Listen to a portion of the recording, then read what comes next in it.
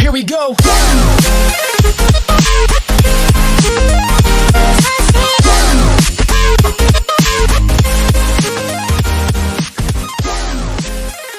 Haven't you always wanted to sit and waste your life away reading and critiquing the roleplay of creepy motherfuckers on the internet? No? Awesome. Unlike me, you can still find Jesus. Now, this video isn't quite about roleplay, as you can probably tell by the title. I used to play paintball and airsoft. More paintball, as airsoft isn't quite as popular in my country, and despite what everyone says, we still get people like this in both sports. So, let's have a blast reacting at how cringy these people can be.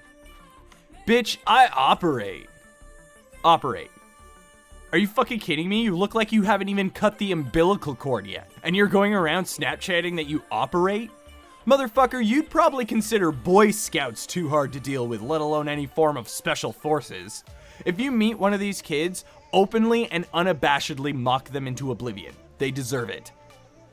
Does anyone here have a 3D printer and willing to print a file for me?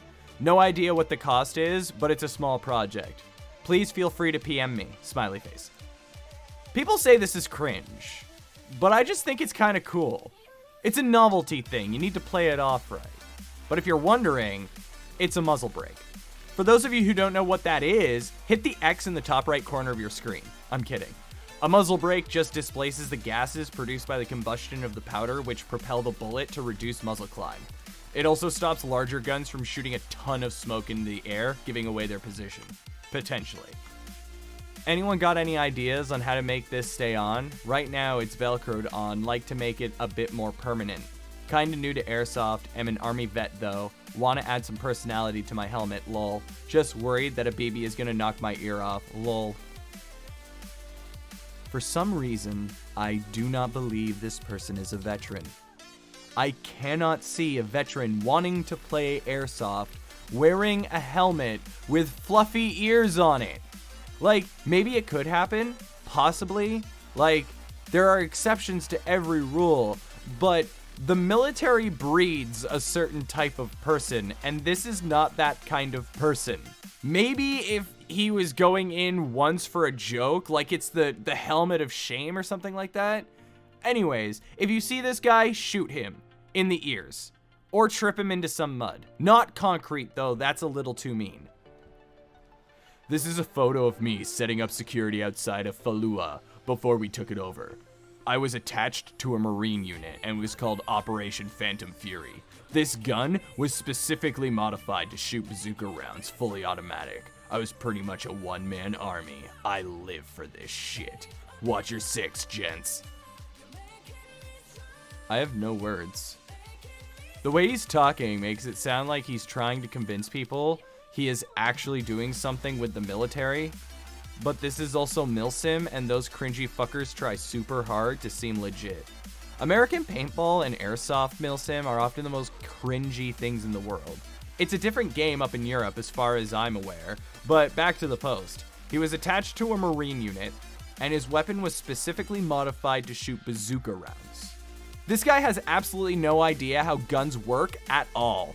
Then the whole, watch your six, gents, thing just goes to show that airsoft is just filled with nice guys and neckbeards. I would put money down that this guy is both. This kid has way too much money, and I don't think he realizes that knives are something of a novelty weapon in airsoft. They aren't even used in combat by soldiers all that often, because it's more effective to draw your sidearm. That way, once you deal with the fucker in front of you, your sidearm is in your hand and you can make follow-up shots at other targets, where if you draw your knife, you need to draw your sidearm again. Now, a knife would work if you're already in the grapple and it's like, oh fuck, but yeah. And then he's carrying a smoke grenade. Why? So that he can be sneaky, setting off a smoke grenade? He does know that that shit is usually used to cover large advancements, obscure the vision of people who for sure can see you, and almost always draw attention, right? Tactical fedora, shipping available, open to trades, 530 miles away, comes with an action cam mount and chin strap. Proof that airsoft in America is just chock full of nice guys and neckbeards. I hope to fucking God this is a joke. It even has a GoPro mount! This needs to stop. I don't fucking care what gender you are. You do not wear tactical kilts. You just fucking don't. Do not wear them. They are not cool. They are not interesting. They aren't even novel to you. Look like a fucking idiot walking around in them. They're just fucking garbage. End of discussion. I love it. I've always wanted a weapon that would break the first time I hit somebody with it. Do not put axes on your rifle. Do not put knives on your pistol. They don't fucking work. The only reason they exist is because of dumbasses who think they're cool and useful. But in reality, they are a total waste of fucking time. This is either the biggest airsoft faggot of all time or the biggest joke of all time.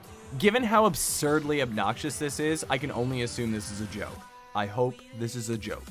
I want this to be a joke. The super cringy part about this is that there are legitimately airsoft and paintball players who think that they would be effective with a sword on the field. Against all these people with guns, I have seen a sword used effectively once and the guy was making it a joke. He died like 80 times and got 1 kill the entire day. I have actually had to talk to someone who legitimately thought the only thing they needed was a sword, and they would win the match. He was easily 280 plus pounds of neckbeard, wore a trench coat with a Punisher shirt, and sat there with his 2 cornstalk thin friends talking about high school DxD and which demon they would fuck if they could choose. He didn't want to use the gun, but the field didn't allow melee weapons because they wanted to avoid physical contact in games. So, everyone else made do with the mercy rule. He was actually upset and said they were putting him at a huge disadvantage simply because he had to go in with a gun and not his fucking foam sword. This is why I hate people. Casey's a bit beefier than most others, but she gets the job done. If you name your gun, you name your dick. If you name your dick, you're a terrible person and no one thinks your little pet name is cool. The only inanimate objects you should ever name is a car or a boat. That's it. The car is iffy though. You better have a good fucking reason for naming a car. You fucking dumbass. Like, okay, it's their body. But an airsoft gun tattoo? Really? You either need to play airsoft for the rest of your life, or you're eventually going to regret that tattoo. My wife wants to get tattoos, and her mother always says, if you ever have a tattoo idea, wait 2 years before you actually go out and get it. That way, you can make sure it's not just a phase. Your body, your rules, but it's a useful tip. 2 years to make sure you're going to be okay with a permanent thing placed on your body seems kind of reasonable. That's it for today. Hope you liked it. If you didn't, hit that dislike button because that's what it's there for. If you're feeling generous, hit the like button, post a comment, and even subscribe if you're super generous. Give me your cringiest airsoft or paintball story. Please, I want to hear them. Otherwise, give me the best roleplay opening you can. For the sake of cringe, I will respond to it the best I can. I'm not done with these garbage posts, but I've accepted that I never will be. Until next time, have a great day and tata for now.